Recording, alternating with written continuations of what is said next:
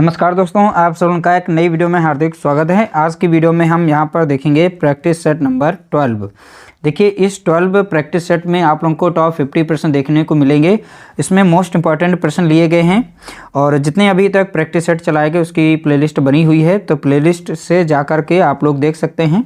यानी आप लोगों को अब यहाँ पर अगर देखें, टोटल प्रैक्टिस सेट 12 तक में टोटल अभी तक 700 प्रश्न दे चुके हैं। देखिए, कभी इसमें बहुत सारे ऐसे प्रैक्टिस सेट हैं जिसमें टॉप 100 हैं और बाकी टॉप 50 से नीचे तो कोई भी नहीं है। तो टॉप 50 तो मिनिमम प्रश्न देखने को मिलेंगे और कोई भी प्रश्न रिपीट नहीं किया गया है, सारे प्रश्न अलग अलग हैं। तो सभी प्रैक्टिस सेट को देखना है, इस तरह से आप लोगों को कंप्लीट ज़्यादा से ज़्यादा प्रश्न देखने को मिल जाएंगे। तो चलिए वीडियो को स्टार्ट करते हैं। वीडियो अगर अच्छा लगे तो प्लीज़ वीडियो को लाइक करना, शेयर करना। देखिए, पहला प्रश्न लिया गया, आगरा में ताजमहल का निर्माण किस वर्ष में पूरा हुआ? तो किस वर्ष में पूरा हुआ तो ये बताना है। ठीक है, तो आगरा में ताजमहल का निर्माण किस वर्ष में पूरा हुआ? और 4 ऑप्शन दिए गए, इसमें से राइट आंसर आप बता सकते हैं।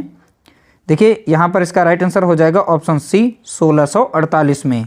इसके बारे में थोड़ी सी अलग से जानकारी आप यहाँ पर पढ़ सकते हैं।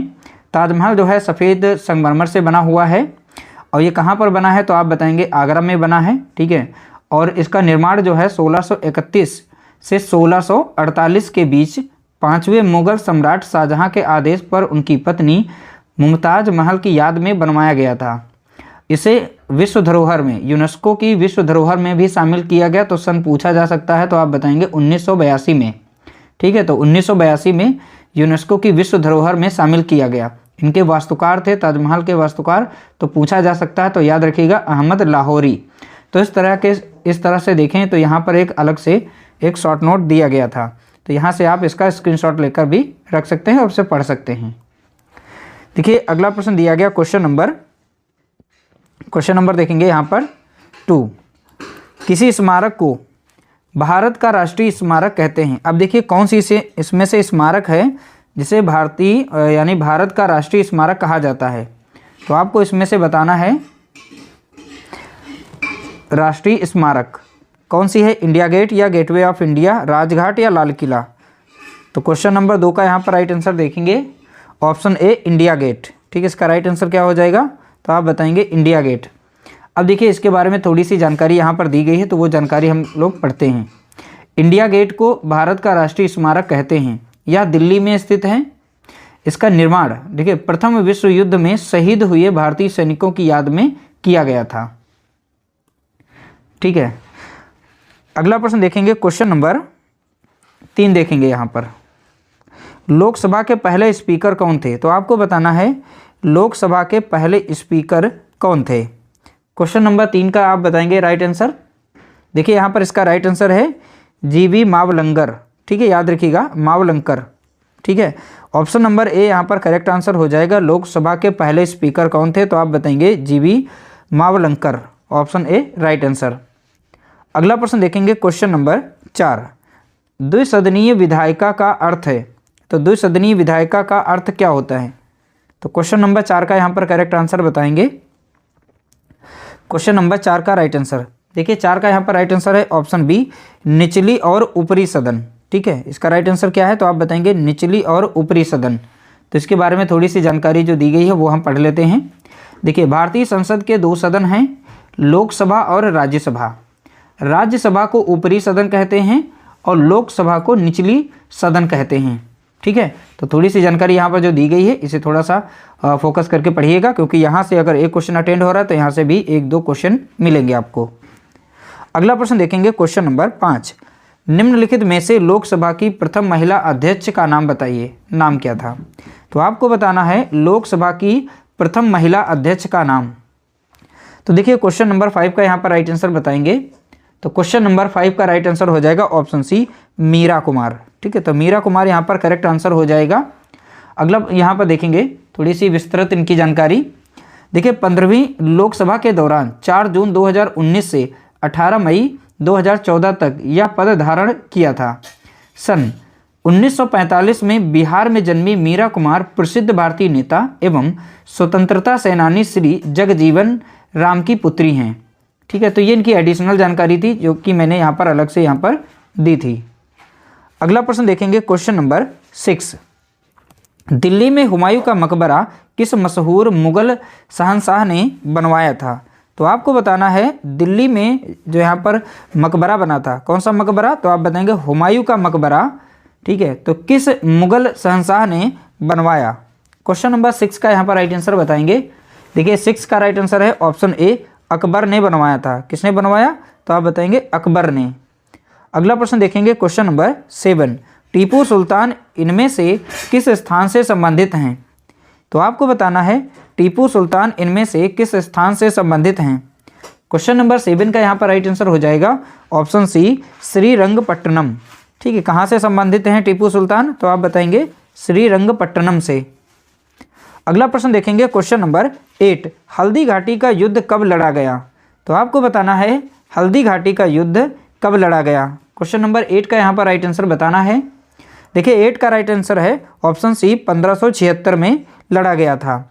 इनके बारे में थोड़ी सी एडिशनल जानकारी यहाँ पर दी गई है। हल्दी घाटी का युद्ध मुगल सम्राट अकबर के सेनापति मान सिंह, ठीक है, और मेवाड़ के महाराणा प्रताप के बीच 18 जून 1576 को लड़ा गया था। यह एक निर्णायक युद्ध था। ध्यान रखिएगा, बहुत ही महत्वपूर्ण ये प्रश्न है और यहाँ से एक प्रश्न अटेंड हो रहा है, बाकी प्रश्न यहाँ से आप देख सकते हैं। देखिए अब इसके बारे में थोड़ी थोड़ी जानकारी जो दे रहे हैं ये बहुत ही ज़्यादा महत्वपूर्ण है, तो सभी प्रश्नों को अच्छे से अटेंड करें और के बारे में जो भी जानकारी दी जा रही है उन्हें ध्यान से देखा करें। इबादत खाना कहाँ स्थित है? तो आपको बताना है इबादत खाना कहाँ स्थित है। क्वेश्चन नंबर 9 का यहाँ पर राइट आंसर देखेंगे, ऑप्शन ए यहाँ पर करेक्ट आंसर हो जाएगा, फतेहपुर सीकरी में। तो इबादत खाना कहाँ पर है? तो आप बताएंगे फतेहपुर सीकरी। इसके बारे में जो एडिशनल जानकारी दी गई है वो थोड़ा सा हम पढ़ लेते हैं। इबादत खाना 1575 ईस्वी में मुगल सम्राट अकबर द्वारा फतेहपुर सीकरी में विभिन्न धार्मिक और आध्यात्मिक नेताओं को इकट्ठा करने, संबंधित धार्मिक नेताओं की शिक्षा पर चर्चा करने के लिए बनाया गया था। यह एक भवन था, ठीक है। तो ये इनके बारे में थोड़ी सी एडिशनल जानकारी थी। बाकी इबादत खाना कहाँ पर स्थित है? तो आप बताएंगे फतेहपुर सीकरी में। अगला प्रश्न देखेंगे क्वेश्चन नंबर 10। देखिए तृतीय गोलमेज सम्मेलन कब आयोजित किया गया था? तो आपको बताना है तृतीय गोलमेज सम्मेलन कब आयोजित किया गया था। अब यहाँ क्वेश्चन नंबर 10 का करेक्ट आंसर देखेंगे तो 10 का यहाँ पर राइट आंसर हो जाएगा ऑप्शन बी, 1935 में, ठीक है। राइट आंसर क्या हो जाएगा? तो आप बताएंगे 1935। इसके बारे में, इस क्वेश्चन के बारे में थोड़ी सी एडिशनल जानकारी हमने यहाँ पर ली है, तो उसे पढ़ लेते हैं। देखिए पहला गोलमेज सम्मेलन जो है 12 नवंबर 1930 से 19 जनवरी 1931 तक चला था। दूसरा गोलमेज सम्मेलन जो है, देखिए पहला भी पूछ सकता है, दूसरा पूछ सकता है, तीसरा भी पूछा तो तीसरा तो पूछा ही गया है, ठीक है। तो इसी तरीके से एडिशनल जानकारी दी गई, तो यहाँ से भी आप जानकारी ले सकते हैं। देखिए दूसरा गोलमेज सम्मेलन लंदन में 7 दिसंबर 1931 से 1 दिसंबर 1931 तक महात्मा गांधी और भारतीय राष्ट्रीय कांग्रेस की भागीदारी के साथ आयोजित किया गया था। तीसरा गोलमेज सम्मेलन 17 नवंबर 1932 से 24 दिसंबर 1932 में भारतीय राष्ट्रीय कांग्रेस और महात्मा गांधी ने भाग लिया था। ये थोड़ी सी अलग से जानकारी हमने यहाँ पर दे दी है। अगला प्रश्न देखेंगे क्वेश्चन नंबर 11। देखेंगे 1897। देखिए 1897 में रामकृष्ण मिशन की स्थापना किसने की? तो आपको बताना है, देखिए सन भी पूछा जा सकता है, रामकृष्ण मिशन किस वर्ष स्थापित किया गया, तो सन भी याद रखिएगा। तो 1857 में रामकृष्ण मिशन की स्थापना की गई, लेकिन किसके द्वारा की गई ये बताना है। क्वेश्चन नंबर 11 का यहाँ पर राइट आंसर हो जाएगा ऑप्शन सी, स्वामी विवेकानंद जी के द्वारा स्थापना की गई थी। अब देखिए इसके बारे में जो थोड़ी सी एडिशनल जानकारी यहाँ पर दी गई है, रामकृष्ण मिशन एक हिंदू धार्मिक और आध्यात्मिक संगठन है जिसकी स्थापना 1 मई 1897 को स्वामी विवेकानंद जी ने की थी। देखिए अगला यहाँ पर देखेंगे प्रश्न क्वेश्चन नंबर 12। अब 12 का यहाँ पर राइट आंसर क्या हो जाएगा? 12 में देखेंगे आत्मीय सभा की शुरुआत किसने की? तो आपको बताना है आत्मीय सभा की शुरुआत किसने की। तो यहाँ से आप राइट आंसर बता सकते हैं। क्वेश्चन नंबर 12 का राइट आंसर हो जाएगा, 12 का राइट आंसर क्या होगा? देखिए 12 का राइट आंसर ऑप्शन ए, राजा राम मोहन राय ने की थी, ठीक है। एडिशनल जानकारी में यहाँ थोड़ा सा हम जानकारी ले लेते हैं। राजा राम मोहन राय ने वर्ष 1815 में आत्मीय सभा और वर्ष 1821 में कोलकाता यूनिटेरियन एसोसिएशन और वर्ष 1828 में ब्रह्म समाज की स्थापना की, जो बाद में ब्रह्म समाज बन गया। ठीक है, तो सॉरी, पहले किया था स्थापना किसकी, ब्रह्म सभा की, अब बाद में इसका नाम बदल गया था, ब्रह्म समाज कर दिया गया। अगर पूछे ब्रह्म समाज की स्थापना किसने की, तब भी आप बताएंगे राजा राम मोहन राय ने की थी। अब कोलकाता में यूनिटेरियन एसोसिएशन की स्थापना किसने की, तब भी बताएंगे आप राजा राम मोहन राय ने। कब की थी, तो आप बताएंगे 1821 में। ठीक है, आत्मीय सभा की स्थापना कब की, तो 1800 यहाँ पर 15 दिया गया है। ठीक है, 1815 सन याद रखिएगा। तो यहाँ पर जो इंपॉर्टेंट चीज दी जा रही है, तो यहाँ से 2-3 प्रश्न बन रहे होते हैं। अगला प्रश्न देखेंगे क्वेश्चन नंबर 13। तो 13 का यहाँ पर राइट आंसर देखेंगे, भारत में समुद्री मार्ग की पहली बार खोज किसने की। तो आपको बताना है भारत में समुद्री मार्ग की पहली बार खोज किसने की। 13 का राइट आंसर यहाँ पर बताएंगे। देखिए 13 का राइट आंसर है ऑप्शन ए, पुर्तगालियों ने की थी। किसने खोज की थी समुद्री मार्ग की, तो आप बताएंगे पुर्तगालियों ने। थोड़ा सा जानकारी दी गई है, इसके बारे में नोट करते हैं। वास्को डिगामा ने 1498 ईस्वी में भारत के लिए समुद्री मार्ग की खोज की थी। ठीक है, तो वो सन पूछा जा सकता है, तो सन याद रखिएगा 1498। तो 1498 यहाँ पर करेक्ट आंसर होगा। अब यहाँ पर खोज किसने की थी, तो आप बताएंगे पुर्तगालियों ने। तो इस तरह से हमारा ये प्रश्न कंप्लीट हुआ। अगला प्रश्न देखेंगे क्वेश्चन नंबर 14। विश्व प्रसिद्ध चार मीनार कहाँ स्थित है। तो आपको बताना है विश्व प्रसिद्ध चार मीनार कहाँ स्थित है। क्वेश्चन नंबर 14 का यहाँ पर राइट आंसर हो जाएगा ऑप्शन सी, हैदराबाद में स्थित है। कहाँ पर है, तो आप बताएंगे हैदराबाद में। अगला प्रश्न देखेंगे क्वेश्चन नंबर 15। अजंता के चित्र के अब सामान्य विषय। तो अजंता के चित्र जो बने हैं वो किस धर्म से संबंधित हैं, तो सीधा सीधा यहाँ बता सकते हैं। ठीक है, अजंता के चित्र, ठीक है, सामान्य विषय हैं। तो अजंता के जो चित्र हैं किस विषय से संबंधित हैं। तो क्वेश्चन नंबर 15 का यहाँ पर राइट आंसर देखेंगे। 15 का राइट आंसर है ऑप्शन ए, बौद्ध धर्म से संबंधित हैं। तो बौद्ध सामान्य विषय हैं। ठीक है, तो अजंता के चित्र किससे संबंधित है, तो बताएंगे बौद्ध धर्म। अगला प्रश्न देखेंगे क्वेश्चन नंबर 16। अब देखिए राजा रवि वर्मा का संबंध किस राज्य से है। तो आपको बताना है राजा रवि वर्मा का संबंध किस राज्य से है। तो एक बहुत बड़े एक पेंटर थे, ध्यान रखिएगा, पेंटर भी थे और ये मलयाली थे, यानी मलयालम यानी केरल के रहने वाले थे। थोड़ी सी जानकारी दी गई, वो अभी आप हमको दिखाते हैं। क्वेश्चन नंबर 16 का यहाँ पर राइट आंसर हो जाएगा ऑप्शन ए। ये कहाँ के रहने वाले थे, किस राज्य से संबंधित थे, तो आप बताएंगे केरल। तो राजा रवि वर्मा का संबंध किस राज्य से, तो बताएंगे आप केरल से। एडिशनल जानकारी पढ़ लेते हैं। राजा रवि वर्मा एक भारतीय मलयाली पेंटर, ठीक, और कलाकार थे। तो ये इंपॉर्टेंट इनकी जानकारी थी।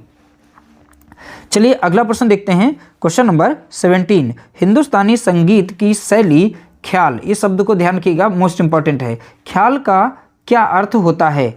तो देखिए हिंदुस्तानी संगीत की शैली जो है ख्याल, तो ख्याल शब्द का हमें अर्थ बताना है। अर्थ क्या होता है, ये बहुत बार अलग अलग एग्जाम में पूछा गया है। तो प्रश्न नंबर 17 का आप राइट आंसर बताएंगे। इसका राइट आंसर होता है, देखिए बता दें, कल्पना होता है। तो ख्याल का अर्थ क्या है, तो आप बताएंगे कल्पना। अगला प्रश्न देखेंगे क्वेश्चन नंबर 18। प्रसिद्ध गोलकुंडा किला किस राज्य में स्थित है। तो आपको बताना है प्रसिद्ध गोलकुंडा किला जो है किस राज्य से संबंधित है या किस राज्य में स्थित है। 18 का यहाँ पर राइट आंसर हो जाएगा ऑप्शन बी, तेलंगाना में है। कहाँ पर है, तो आप बताएंगे तेलंगाना में। अगला प्रश्न देखेंगे क्वेश्चन नंबर 19। फिल्म और टीवी इंस्टीट्यूट ऑफ इंडिया कहाँ पर स्थित है। तो आपको बताना है फिल्म और टीवी इंस्टीट्यूट ऑफ इंडिया कहाँ पर स्थित है। तो 19 का यहाँ पर राइट आंसर हो जाएगा ऑप्शन बी। ऑप्शन बी यहाँ पर राइट आंसर, पहला नहीं, ऑप्शन बी, पुणे यानी कि महाराष्ट्र में स्थित है। कहाँ पर बताएंगे, तो आप बताएंगे पुणे यानी कि महाराष्ट्र।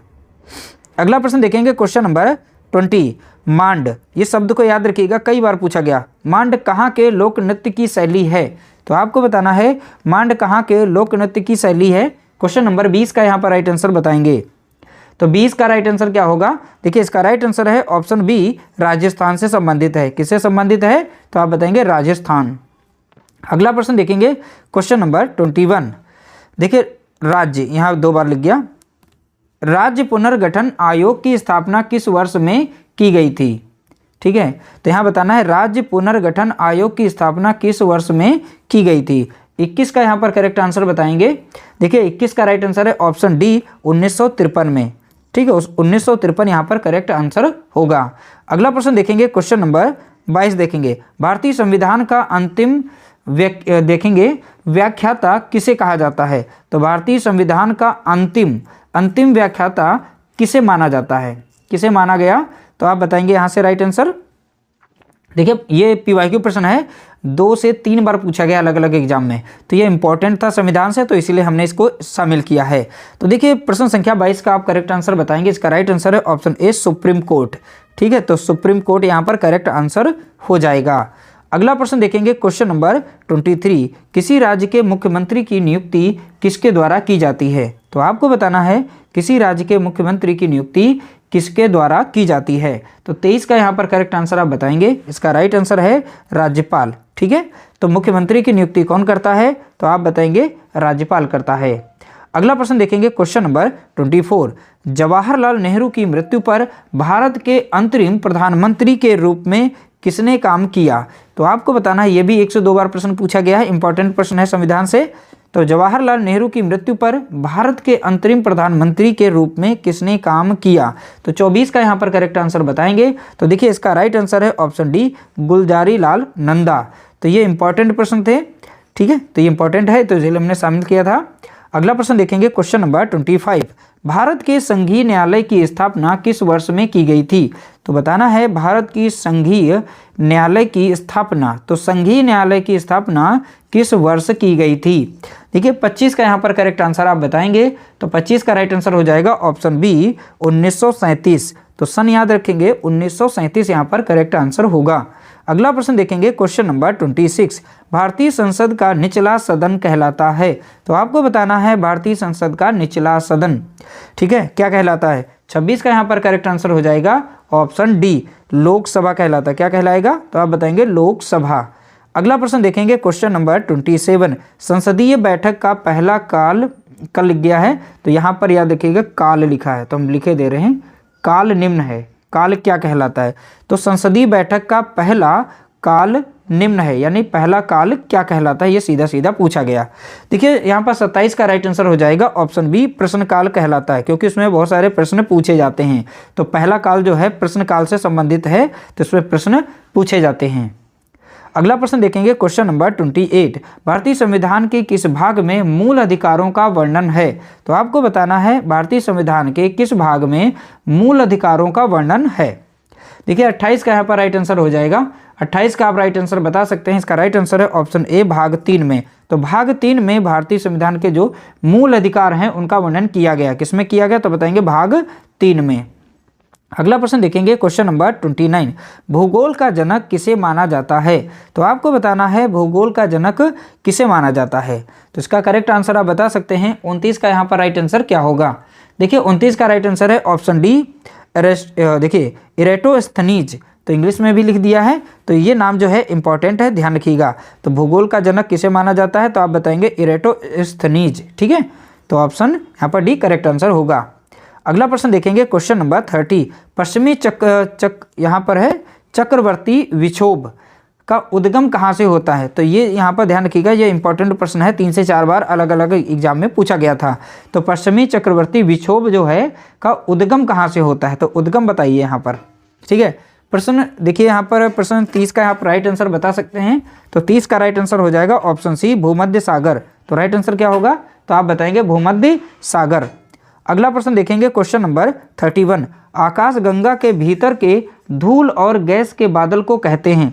तो आकाश गंगा के जो भीतर धूल और गैस के बादल होते हैं उन्हें किस नाम से जानते हैं। तो 31 का यहाँ पर राइट आंसर आप बताएंगे। 31 का राइट आंसर है ऑप्शन सी निहारिका के नाम से जानते हैं। ठीक है, तो निहारिका नाम याद रखिएगा यहाँ पर।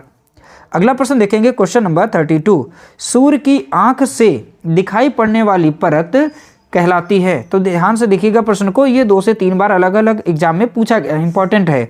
तो सूर्य की आंख से दिखाई पड़ने वाली परत जो है क्या कहलाती है। तो आपको बताना है 32 का राइट आंसर। 32 का राइट आंसर क्या हो जाएगा, तो आप बताएंगे ऑप्शन ए प्रकाश मंडल कहलाता है। क्या कहलाता है, तो आप बताएंगे प्रकाश मंडल। अगला प्रश्न देखेंगे क्वेश्चन नंबर 33, हिमालय किस प्रकार का पर्वत है। तो आपको बताना है हिमालय किस प्रकार का पर्वत है। तो 33 का राइट आंसर आप बताएंगे। इसका राइट आंसर है ऑप्शन बी वलित पर्वत है। तो हिमालय किस प्रकार का पर्वत, तो आप बताएंगे वलित पर्वत है। अगला प्रश्न देखेंगे क्वेश्चन नंबर 34, निम्न में से कौन प्राकृतिक पदार्थ नहीं है। तो प्राकृतिक पदार्थ नहीं है यानी कृत्रिम है वो, तो उसका नाम बताना है। ठीक है, तो 34 का यहाँ पर राइट आंसर आप बताएंगे। इसका राइट आंसर है ऑप्शन डी रेयन।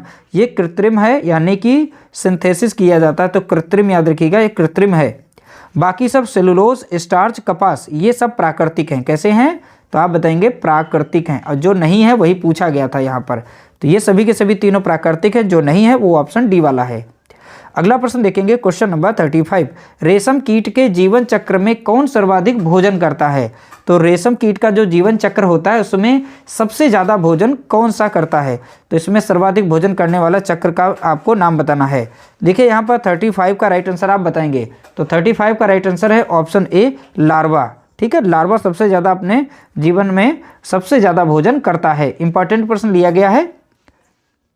देखिए अगला प्रश्न लिया गया क्वेश्चन नंबर 36, चेचक के टीके की खोज किसने की थी। तो आपको बताना है चेचक के टीके की खोज किसने की। 36 का यहाँ पर राइट आंसर आप बताएंगे। देखिए 36 का यहाँ पर राइट आंसर क्या हो जाएगा। तो 36 का राइट आंसर है ऑप्शन डी एडवर्ड जेनर ने। ठीक है, याद रखिएगा एडवर्ड जेनर। अगर पूछ ले आपसे पेनिसिलिन की खोज किसने की थी तो आप बताएंगे अलेक्जेंडर फ्लेमिंग ने की थी। ठीक है, अगर पूछे आपसे रेडियो की खोज किसने की थी तो आप मार्कोनी बताएंगे। तो मार्कोनी रेडियो से संबंधित हैं, तो हम यहाँ पर लिखे दे रहे हैं रेडियो की खोज किसने की थी तो आप बताएंगे मार्कोनी। अलेक्जेंडर फ्लेमिंग ने किसकी खोज की थी तो आप बताएंगे पेनिसिलिन। ठीक है, तो इस तरीके से आप भी यहाँ से पढ़ सकते हैं अलग से भी प्रश्न। अगला प्रश्न देखेंगे क्वेश्चन नंबर 37, इसरो का मुख्यालय कहाँ है। तो आपको बताना है इसरो का मुख्यालय कहाँ है। क्वेश्चन नंबर 37 का राइट आंसर आप बताएंगे। देखिए इसका राइट आंसर है ऑप्शन डी बेंगलुरु में है। तो इसरो का मुख्यालय कहाँ पर है तो आप बताएंगे बेंगलुरु। अगला प्रश्न देखेंगे क्वेश्चन नंबर 38, जूट पौधे के किस भाग से प्राप्त होता है। तो आपको बताना है जो जूट का पौधा होता है तो जूट हम उससे प्राप्त करते हैं, तो पौधे के किस भाग से प्राप्त करते हैं। तो 38 का राइट आंसर हो जाएगा ऑप्शन बी यानी तना से प्राप्त करते हैं। अगला प्रश्न देखेंगे क्वेश्चन नंबर 39, ऊष्मीय ऊर्जा का मात्रक है यानी इकाई हमें बतानी है। तो ऊष्मीय ऊर्जा का मात्रक भी पूछा जा सकता है, तो इसका राइट आंसर आप बता सकते हैं। यहाँ पर 39 का राइट आंसर हो जाएगा ऑप्शन बी यानी जूल। तो ऊष्मीय ऊर्जा का मात्रक तो आप बताएंगे जूल। अगला प्रश्न देखेंगे क्वेश्चन नंबर 40, स्वस्थ मनुष्य के भीतर का ताप कितना होता है। और सेल्सियस में ताप पूछा गया तो सेल्सियस में आप बता सकते हैं। यहाँ से स्वस्थ मनुष्य के शरीर का ताप कितना होता है। देखिए 40 का यहाँ पर राइट आंसर हो जाएगा ऑप्शन सी यानी 37 डिग्री सेल्सियस। राइट आंसर क्या होगा तो आप बताएंगे 37 डिग्री सेल्सियस। अगला प्रश्न लिया गया question number 41, Yamuna express way किन के बीच है। तो यमुना एक्सप्रेस वे जो बनाया गया तो किन दो शहरों के बीच में बनाया गया। 41 का यहाँ पर राइट आंसर आप बताएंगे। देखिए 41 का राइट आंसर हो जाएगा ऑप्शन बी, आगरा और ग्रेटर नोएडा के बीच में यमुना एक्सप्रेस वे बनाया गया। अगला प्रश्न देखेंगे क्वेश्चन नंबर 42, गंगा नदी के निम्न में से किस भाग को राष्ट्रीय जलमार्ग घोषित किया गया। तो आपको बताना है गंगा नदी के निम्न में से किस भाग को राष्ट्रीय जलमार्ग घोषित किया गया था, तो वो नाम बताना यहाँ पर है। क्वेश्चन नंबर 42 का राइट आंसर आप बताएंगे ऑप्शन ए हो जाएगा, प्रयागराज से हल्दिया का जो क्षेत्र है तो ये गंगा का जो क्षेत्र है वो राष्ट्रीय जलमार्ग घोषित किया गया है। ठीक है, तो प्रयागराज से हल्दिया। अगला प्रश्न देखेंगे क्वेश्चन नंबर 42, प्रतिवर्ष प्रसिद्ध सूफी संत हाजी यानी वारिस अली शाह की मज़ार पर मेला लगता है। यहाँ पर मेरा नहीं है मेला। ठीक है, तो मेला लगता है। तो मेला, अब यहाँ पर ये बहुत ही ज़्यादा इंपॉर्टेंट प्रश्न है, तो कई बार ये पूछा गया है, ये उत्तर प्रदेश का है तो इंपॉर्टेंट है, तो ध्यान रखिएगा। 43 का यहाँ पर राइट आंसर हो जाएगा ऑप्शन सी देवा शरीफ का मेला। देवा शरीफ का मेला कहाँ लगता है तो ध्यान रखिएगा बाराबंकी में। कहाँ लगता है बाराबंकी जिले में लगता है। अगला प्रश्न देखेंगे क्वेश्चन नंबर 44, लॉर्ड कॉर्नवालिस की कब्र स्थित है। तो आपको बताना है लॉर्ड कॉर्नवालिस की कब्र कहाँ स्थित है। तो 44 का यहाँ पर राइट आंसर आप बताएंगे। देखिए इसका 44 का राइट आंसर हो जाएगा ऑप्शन ए गाजीपुर में स्थित है। तो लॉर्ड कॉर्नवालिस की कब्र कहाँ पर है तो आप बताएंगे गाजीपुर में। अगला प्रश्न देखेंगे क्वेश्चन नंबर 45, वाराणसी स्थित वर्तमान विश्वनाथ मंदिर का निर्माण कराया था। तो बताना है वाराणसी में जो एक मंदिर है इसका नाम है विश्वनाथ मंदिर, इसका निर्माण किसने करवाया था। इसका राइट आंसर बता सकते हैं 45 का यहाँ पर करेक्ट आंसर हो जाएगा ऑप्शन बी, रानी अहिल्याबाई ने करवाया था। ठीक है, तो रानी अहिल्याबाई ने वाराणसी में स्थित विश्वनाथ मंदिर का निर्माण करवाया था। अगला प्रश्न देखेंगे, क्वेश्चन नंबर 46, उत्तर प्रदेश में बहू बेगम का मकबरा कहाँ स्थित है? तो आपको बताना है बहू बेगम का मकबरा कहाँ पर स्थित है। 46 का यहाँ पर राइट आंसर हो जाएगा, 46 का राइट आंसर है ऑप्शन सी, अयोध्या में स्थित है। कहाँ पर है? तो आप बताएंगे अयोध्या में। अगला प्रश्न देखेंगे, क्वेश्चन नंबर 47, महर्षि वाल्मीकि का आश्रम ब्रह्मवर्त में स्थित था, जो वर्तमान में है। तो वर्तमान में किस जिले में है वो बताना है। तो कौन सा यहाँ पर? तो आश्रम, तो आप बताएंगे आश्रम ब्रह्मवर्त। ठीक है, ब्रह्मवर्त आश्रम जो है वर्तमान में किस जिले में है। क्वेश्चन नंबर 47 का यहाँ पर राइट आंसर हो जाएगा ऑप्शन सी, बिठूर। तो बिठूर कहाँ है? तो आप बताएंगे कानपुर में है। तो बिठूर में स्थित है। बिठूर कहाँ पर है? तो आप बताएंगे कानपुर में। अगला प्रश्न देखेंगे, क्वेश्चन नंबर 48, विख्यात भारत माता मंदिर स्थित है। तो आपको बताना है विश्व प्रसिद्ध भारत माता का मंदिर ये कहाँ पर स्थित है। क्वेश्चन नंबर 48 का राइट आंसर आप बताएंगे, इसका राइट आंसर है वाराणसी में स्थित है। तो कहाँ पर आपको देखने को मिलेगा? तो आप बताएंगे वाराणसी। अगला प्रश्न देखेंगे, क्वेश्चन नंबर 49, निम्नलिखित में से कौन उत्तर प्रदेश में बौद्ध परिपथ का भाग नहीं है? तो यानी बौद्ध धर्म से संबंधित नहीं है, बौद्ध परिपथ का भाग नहीं है। इंपॉर्टेंट प्रश्न है, इंपॉर्टेंट प्रश्न, ध्यान रखिएगा। देखिए 49 का राइट आंसर यहाँ पर हो जाएगा ऑप्शन डी, संकिसा। संकिसा नहीं है, बाकी कपिलवस्तु बौद्ध धर्म से संबंधित है, कुशीनगर भी संबंधित है और श्रावस्ती भी संबंधित है। तो यहाँ बौद्ध परिपथ में तीनों आते हैं यहाँ पर। ठीक है, लेकिन ऑप्शन डी नहीं आता है। अगला प्रश्न देखेंगे, क्वेश्चन नंबर 50, जौनपुर नगर की स्थापना किसकी स्मृति में की गई? ठीक है, तो बताना है जौनपुर नगर की स्थापना किसकी स्मृति में की गई। 50 का यहाँ पर राइट आंसर हो जाएगा। 50 का राइट आंसर क्या है? तो आप बताएंगे ऑप्शन बी, मोहम्मद बिन तुगलक। ठीक है, किसकी स्मृति में स्थापना की गई थी जौनपुर की? तो आप बताएंगे मोहम्मद बिन तुगलक की याद में स्थापना की गई थी। इस तरह से हमने टॉप 50 प्रश्नों को यहाँ पर अटेंड किया है। इंपॉर्टेंट प्रश्न थे। वीडियो अगर अच्छी लगी हो तो प्लीज़ वीडियो को लाइक करना, शेयर करना, और कुछ सुझाव देना चाहते हो तो कमेंट जरूर करिएगा। अगर इसकी PDF पाना चाहते हो तो टेलीग्राम ग्रुप बनाया गया है, उसका लिंक जो है डिस्क्रिप्शन में दिया गया, वहाँ से आप जुड़ सकते हैं। वहीं से इंपॉर्टेंट नोट्स और इंपॉर्टेंट चीज़ें जो भी हैं वो शेयर की जाती हैं, वो सारी की सारी वहीं से प्राप्त कर सकते हैं। ज़्यादा से ज़्यादा ग्रुप को शेयर करिएगा ताकि उसमें 1000 यानी 1000 फॉलोअर्स हो जाएँ। उसके बाद आप लोगों को फ्री PDF और बहुत सारी चीज़ें वहाँ पर देखने को मिल जाएंगी। शेयर कर देना, वीडियो को लाइक कर देना।